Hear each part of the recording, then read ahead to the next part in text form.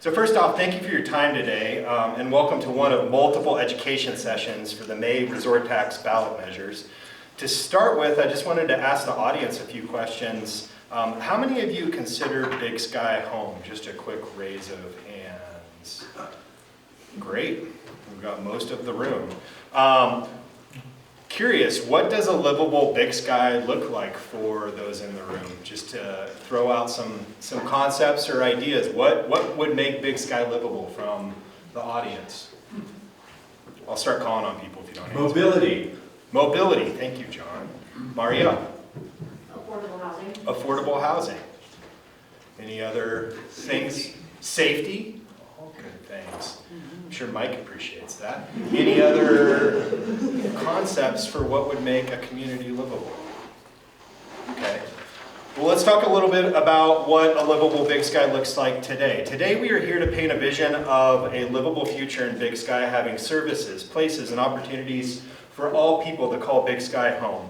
The efforts outlined today are a culmination of work from the last 2 years in developing Big Sky's capital improvement plan, which has helped the Big Sky Resort Area District to plan for large-scale investments, therefore stabilizing our annual grant cycle by eliminating unplanned capital requests. The actionable community plan outlined 97 projects over a 2-year period in collaboration with many of those community partners. Those projects were vetted for need, funding gaps, and then also shovel readiness. Some of the projects don't need resort tax funds. For example, the Rural Fire Station 3 is funded through an RID, but it is in the capital improvement plan. Others are in need of resort tax in order to make those plans move forward. 2 projects were deemed to be critical priorities and require significant funding investment and voter approval should the community want to move forward on those projects. Today we are here and in this presentation to educate you about the upcoming vote in May. You will hear information about the independent ballot initiatives from each organization represented on the slide, but to be clear, all of these ballot initiatives are being moved forward by the governing body of the Big Sky Resort Area District, or Resort Tax, as many of you know this within our own community. Each of these items will be independent votes on your ballot. Let's talk a little bit about the ballot language.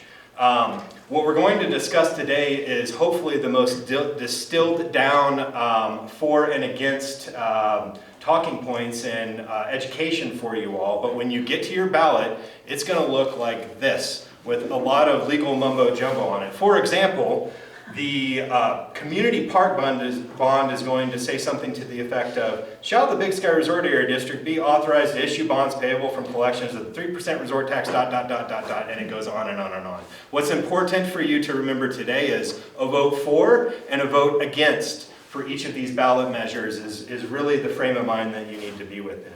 The handout materials on your tables there are for follow along for this discussion. You have a trifold, which will ultimately be mailed to every voter within the community of Big Sky. And then you also have 3 independent one-pagers and Q&As on your tables for the ballot measures themselves. So the 3 ballot measures you see in front of you today are what will be outlined in those independent one-pagers. The handout materials outline what a for and against vote means, and we'll be using this trifold today in our presentation if you want to follow along with the presentation. Additionally, there is a website, resorttax.org/livable Big Sky, that has all of this content as well. And then the second half of our presentation will actually have a Q&A and create some space for conversation around these ballot initiatives.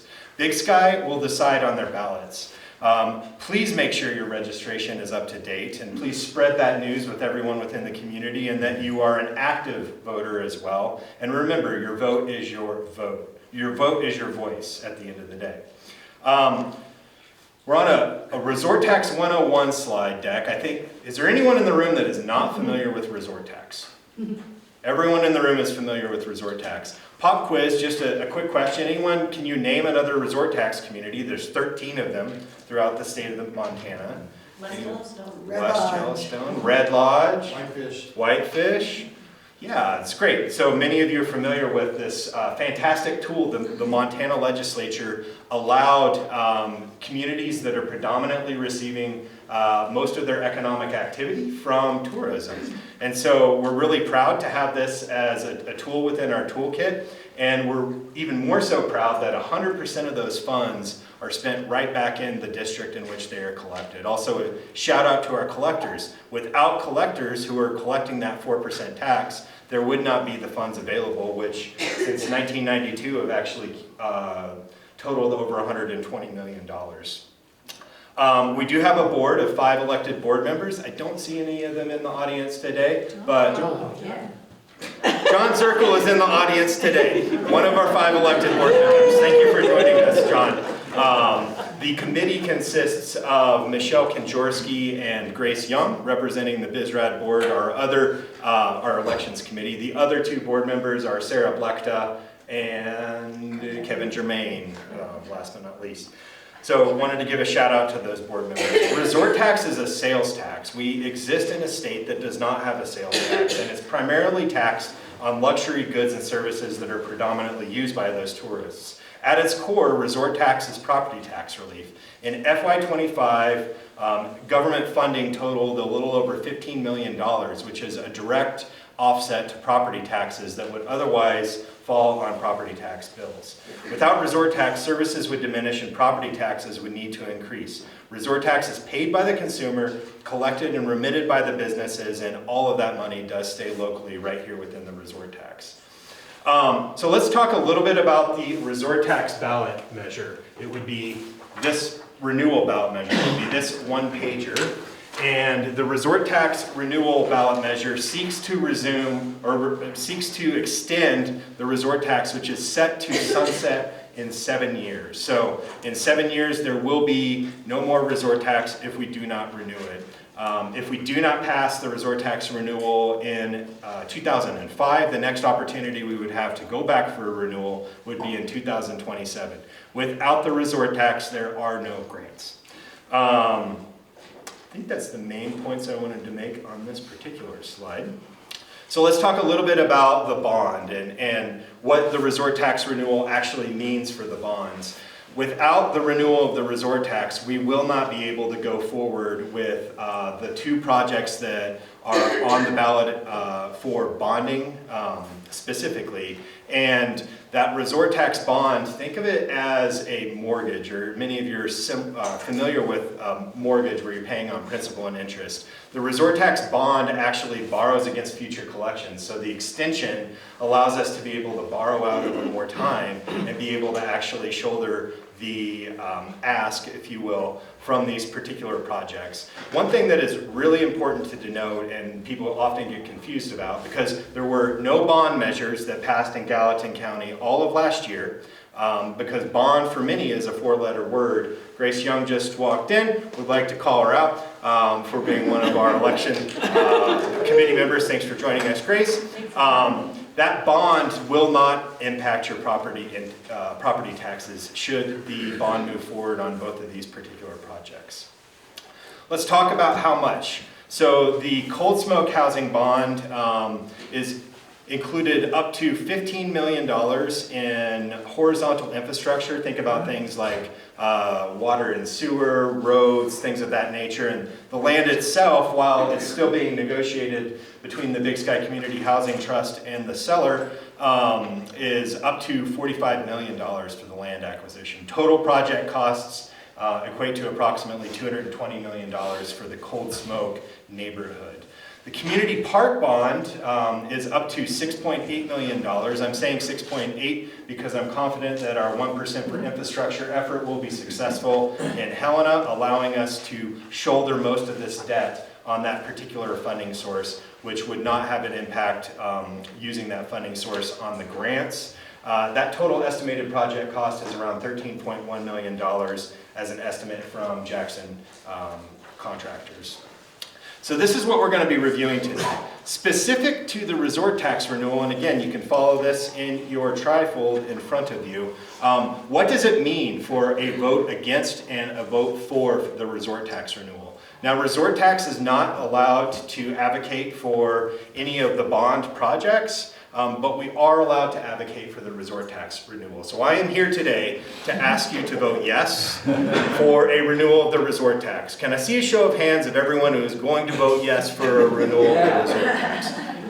We got it in the bag, folks. Please spread that to 5 more of your friends, though, because we need to get 2,700 active voters, and then there's about 400 inactive voters to participate in our election. And this voter education is really designed to help you be able to engage with your community partners as we're preparing for this vote. So we don't need to dwell too much on this, but we'll be going into those specifics on what a for or against vote would mean for other projects, including the cold smoke project. And with that, I'll turn it over to David O'Connor to speak to you about affordable housing.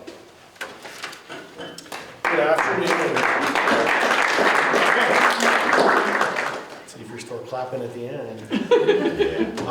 Similar to Danny's question, raise your hand if you're hearing about this project for the first time here this morning. And I just asked that so it'll help kind of shape my approach a little bit. Okay, that's kind of my assumption is that most of you at least have an idea or at least have heard of this. I'm David O'Connor, the Executive Director of the Big Sky Community Housing Trust.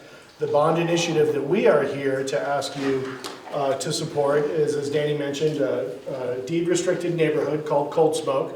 Consists of both apartments and single-family homes, attached and detached, for purchase and for rent. We're trying to address as many parts of our housing need in one project as we can.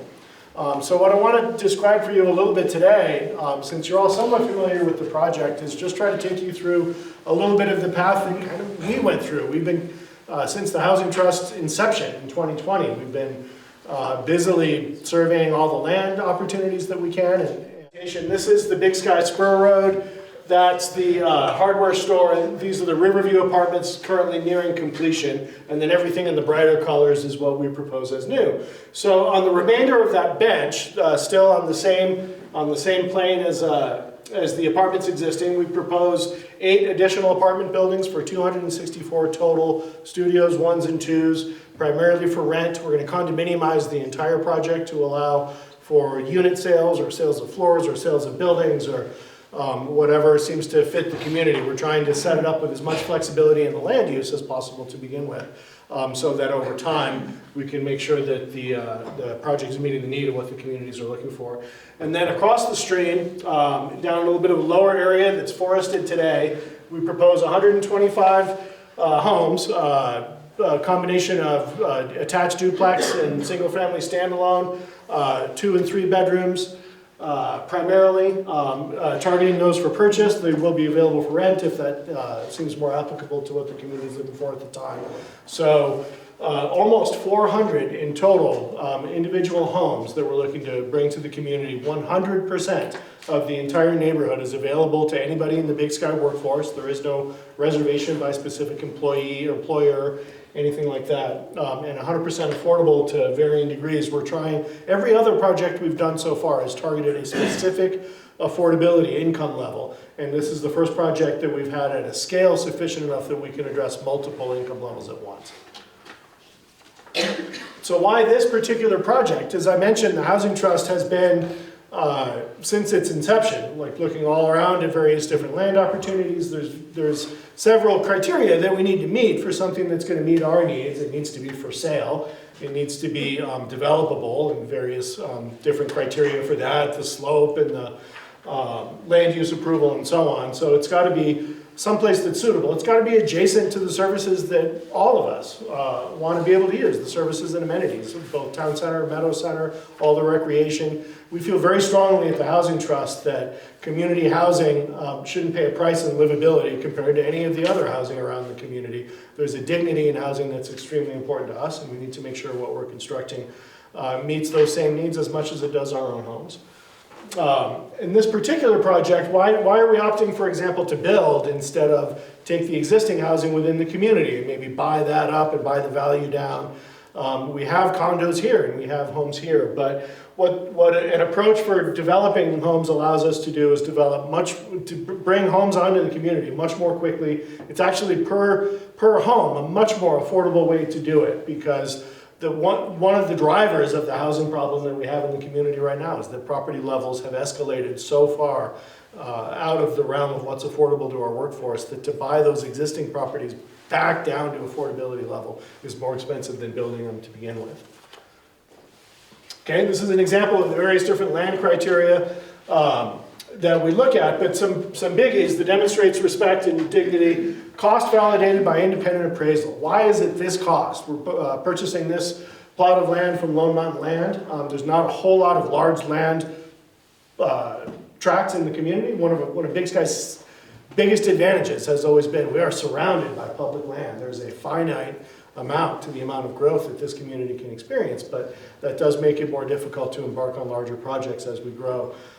So off this short list, we really were looking for what checked the most number of these boxes and what would we be able to afford with the public funds. So the value of this land, regardless of who's selling it, who we're buying it from, any land that we've ever purchased or ever will purchase, well, what we will pay will be based on appraisal. So for this particular land, the landowner, Lone Mountain Land, had it appraised initially when they proposed the sale to us originally. Then we had our own appraisal done, and then Resort Tax is doing their own independent appraisal that should be done here within a couple of weeks. So the value is really determined by what independent appraisers say that it is. Our history with the Housing Trust and with many other assets in Big Sky, as you know, Big Sky is a young community. We haven't had the time to accumulate community-owned land that many other communities have.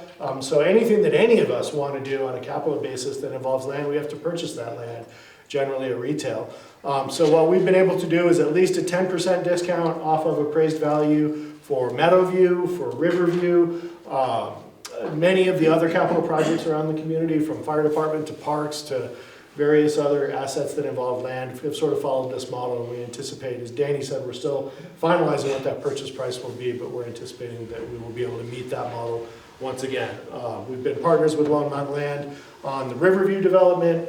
We don't have any ownership or really involvement beyond a few units in Powder Light, but we've partnered quite a bit on how that project fits within the great grander scheme. We have an excellent development partner, or land sales partner, whatever that relationship ends up being with Lone Mountain, and we're excited to be moving forward with this. So this particular land, as I said, checks the most boxes off of that list of anything that we've looked at. It enables a timeline that lets us hopefully have most of these homes delivered by 2032. So because of the state the land is in right now and how close it is to being shovel ready, it will enable us to get started a lot more quickly. And kind of what we're trying to accomplish, our total need, according to studies we've done, we're 1,300 homes short that are accessible and available to our workforce. Of those 1,300, 1,100 of them need to be below market because our market has accelerated so high. Over 80% of Big Sky paychecks cannot afford to purchase housing of any kind in the Big Sky market. And that's what we're seeking to rectify with this. Just to catch up with job growth up to 2023, when that study was last updated, was 589. To keep up with anticipated job growth is another 700 homes. So this is a big project. It's a large scale. It doesn't quite even take us halfway to where we need to go.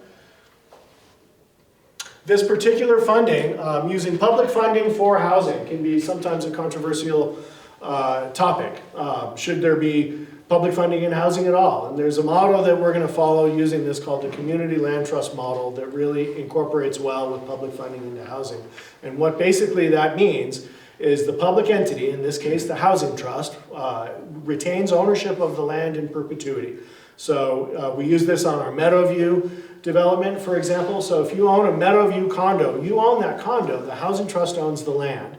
And we have a ground lease between me and you that dictates the resale conditions, the affordability, who's allowed to live there. That's what enables us to retain the most control over the use of that home over time. The idea with public funding in housing is we don't subsidize people, we subsidize buildings. And the idea is then that subsidy remains in that building as long as that building stands. So it's not about using this money to help a family get into a house. It's about helping 10, 12, 15 families get into that home over and over and over again over 100 years that it lives there. So we're looking to play a long game. It's a lot of public investment today, but what this enables us to do is keep this investment in that building. So the investment we make today will continue to serve this purpose for as long as we're alive anyway. This particular cost, as I touched on, we're really depending very heavily on appraisal, regardless of who sells. At the end of the day, really, it's what matters is what the independent appraisal takes into account for the value of the land. As stewards of public funds, we certainly feel very, very strongly that that's the appropriate way to do it, but it's also the best way that we can ensure that the public's money is best used. We look for land that is completely entitled, meaning ready to be purchased. If we just purchased raw land and the housing trust went through all of the processes of getting it approved by the county, getting it entitled with water and all of those things, each of those steps carries a risk that it may not work. The county might not say yes. You might not get entitled. You might not get into the water and sewer district. So the housing trust, because we're using public funds, that is not a risk we can take with your money. So our criteria require that the land, any land that we purchase already have those steps accomplished. And that will certainly be the case with Cold Smoke, that this will be ready to, by the time we close on the land with public funds, we'll be ready to build.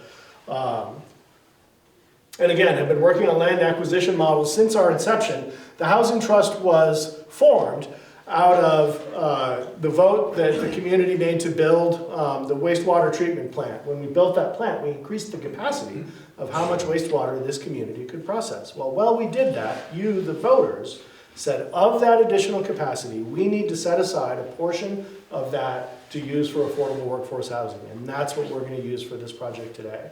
So the minute that happened in 2020, when the voters approved that, that was when the Housing Trust was finally formed. We really embarked on, all right, our marching orders are we need to go forth and find an opportunity to use that water. The community set that aside for a purpose, and so we're here to find the best way to be able to leverage that and return to the community what we need the most. Okay, what happens if we vote for this? The neighborhood advances, 389 homes get built. It very clearly addresses specifically the need that we have. We do housing studies that lay out how many rentals and how many ownership we need at various income levels to meet the needs specifically of this community. We're not following a blueprint for Montana or for cities in general or anything. We're following a blueprint specific to Big Sky, and this allows us to address that very directly. If we don't pass it, my plan B is 5 to 8 years away for the next most applicable piece of land. It's nowhere near anything else we've looked at. I say that as if there's one, but anything else we've looked at is nowhere near the preparedness level of being able for us to build on. And so a no vote now would be back to the drawing board for us. We would be back in front of you with a development opportunity that ostensibly looks very similar to this, but is much more expensive because of the time that will have elapsed since we've done that. And then it just slows us down. We are behind today. Our community is deficient today in leadership for all of these organizations, for our businesses to be able to operate at top capacity, everything from childcare to sports coaching to all the other roles that are played within the community. We just don't have enough of us. And so in delaying this, we'll just exacerbate that problem and delay it further. All right, so with that, I will hand the gavel over to Whitney Montgomery. Thank you, Dave. The organization. Nice. Good afternoon, everyone, and thanks so much for being here, taking time out of your busy day to come and learn with us. My name is Whitney Montgomery. My new title is Director of Special Projects. As I handed the staff leadership role over to Madeline Fair and Greg Hayden. I also want to acknowledge John McGuire, the more recent board chair for BSCO, who's put a ton of effort into this project as well. So thank you both. So many of y'all know BSCO is Parks and Trails and now BASE, and we've been serving the community for 27 years, very successfully. And we want to continue building upon that. And I personally believe this resort tax bond is a step forward for us as individuals in the community to determine what we want our community to be like in the future. If we want our schools to thrive, we need more people, we need more students. If we want a year-round economy, we need more people spending money who live here.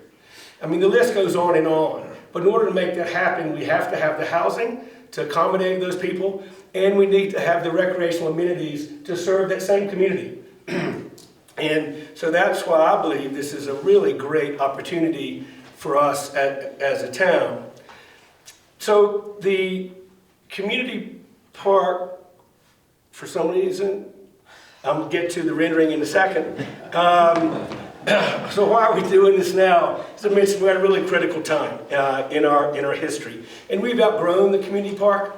For those of you that don't know much about the use of the park, I want to talk about it in a moment, but it's unreal. If you go down there on a sunny summer afternoon and see how many kids are in the playground, how many folks are playing pickup sports.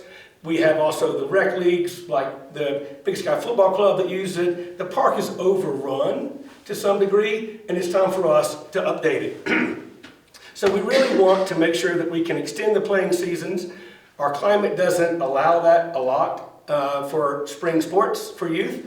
And so we want to really improve the length of the playing season, upgrade amenities like the bathrooms and parking, and just make the park more accessible and safe for all users.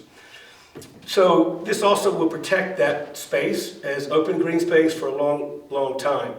So many of y'all are familiar with the park. How many of y'all have not spent much time in the park?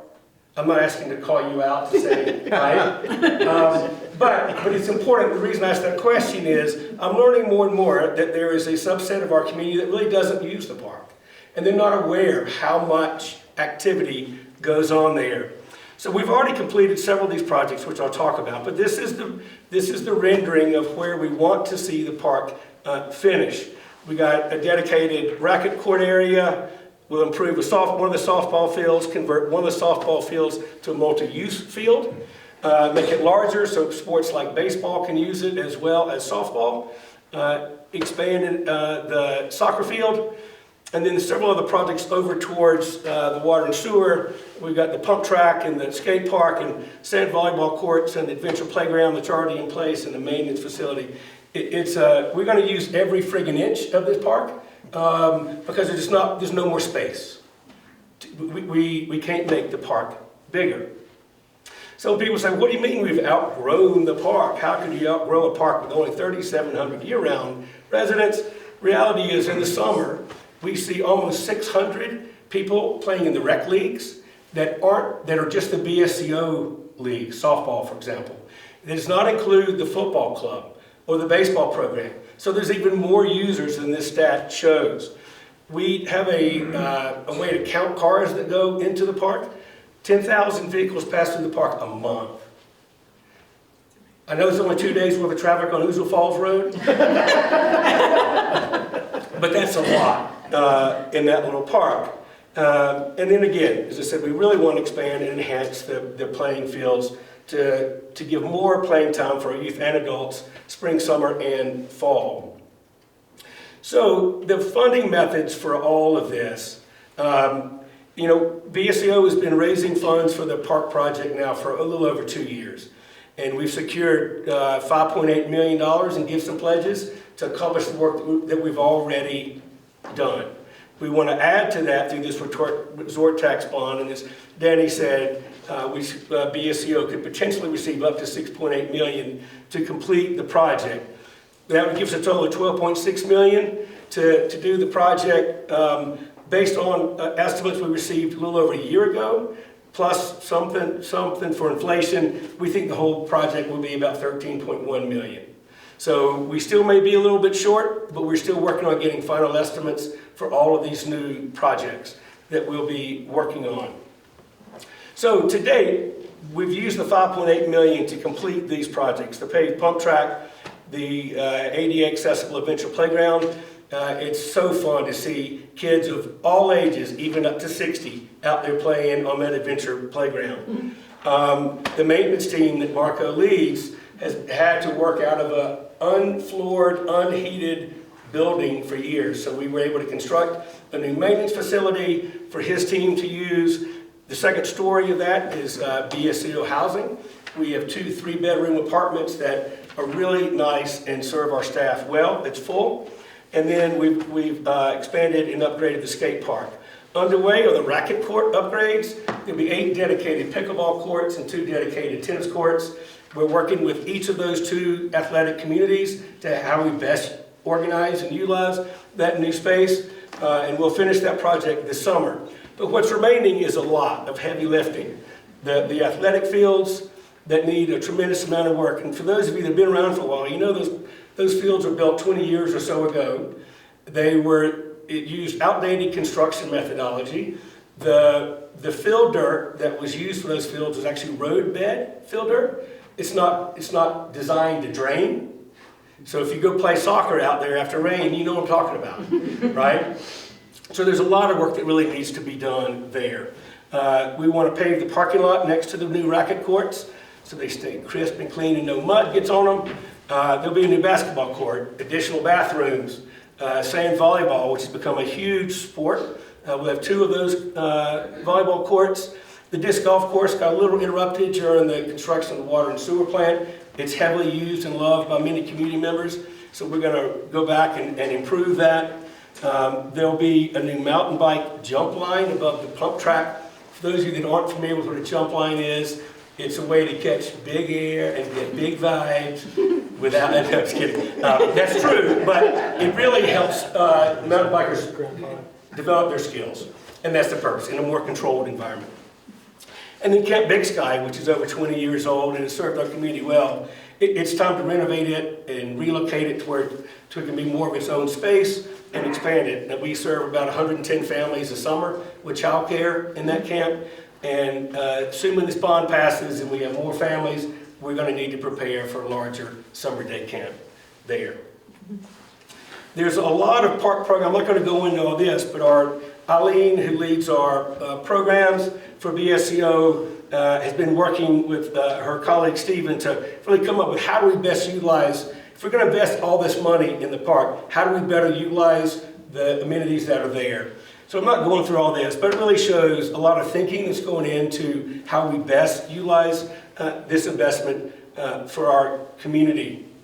And why public funding? If you live in almost any other place in the United States of America, your parks and trails and recreation facilities are paid through property taxes. That's not the case here, right? There is a small tax per parcel on your tax bills. It's I think $98 this year that helps offset the cost of maintenance for parks and trails, but there's nothing for capital projects such as this. So we need public funding to really get this done. You know, the base building in Lynn Hill Park cost $24 million to construct. That came from philanthropy, including Resort Tax. Think how well used that building is. It has changed the daily patterns of our town. I firmly believe that once this park is done, we're going to see the exact same success with serving our community there. So, a vote for and a vote against. A vote for this bond really modernizes the park and prepares for the future. It gives kids more bathrooms to go wash their hands, better playing surfaces, and all that. And it really reserves the funding for essential amenities like paved parking and upgraded bathrooms. What happens if we don't pass the bond? The park won't change much. You know, we've already done a lot of work, that's great, but there's so much more to do to make it really serve the community. And if this bond doesn't pass, we about maxed out the fundraising in today's climate to do this project. So who knows how long it would take to secure the rest of the funding that's needed. And then of course the threat is the livability and year-round sustainability of our community. So with that, I'm going to say thanks. Appreciate Beth, happy to answer your question. I'm curious, is anywhere, even in the distant future, is there any kind of a public pool on the radar? Great question. And I mean, I've heard rumors over the years. And Yep. So when BASE was in the design phase, there was a strong request from the community for a pool. There was a feasibility study done to what it would take to create a pool. It was more than BSCO or the community thought we could do at that time. So it was postponed. In the current 3-year strategic plan of BSCO, the 3rd year starting on July 1st, there will be another feasibility study done to see what it would cost to do a pool. It's no guarantee a pool will be built. It's just saying we hear the community saying we want a pool, so we're going to look into what it would take to do that. We think we've got the right space for it when that time comes. Thank you. You're very welcome. So I'm going to hand this back over to Danny, and we're going to dig into some Q&A, and I think we're going to stop the recording. So Before we do that, Oh, we sorry. will stop the recording, and I'm going to take back the 2 minutes of lost there and added on to the question and answer. How can you help? How you can help is to actively engage your, whether you're an organization, a voter, just a resident of the community. This is the biggest vote that has come to Big Sky arguably since the resort tax was voted into place in 1992. This is a renewal of the resort tax. These are 2 major projects that align with the vision of what we're trying to paint with Livable Big Sky.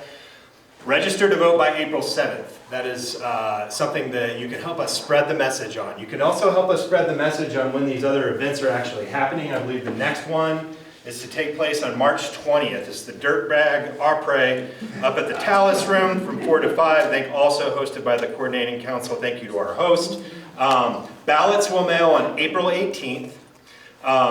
When the ballots have mailed, there will be a ballot drop box that will be on site at the Big Sky Water and Sewer District. So at any time after April 18th, you can either mail your ballot in or drop it off at the Big Sky Water and Sewer District. The April 28th is kind of the rough deadline that we're giving, just knowing that it takes a little while for the post office to move mail back and forth. And then you can always drop off all the way up to election day at either the Water and Sewer District or the county election office.